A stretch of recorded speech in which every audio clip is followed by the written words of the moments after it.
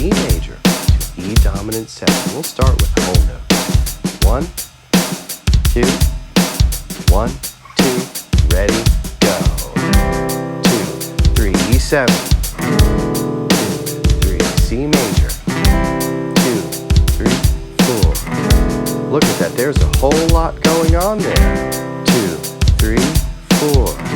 But if you notice that shape in the C chord with fingers 2 and 1, the first and second fingers, all they do is jump to the next set of adjacent strings.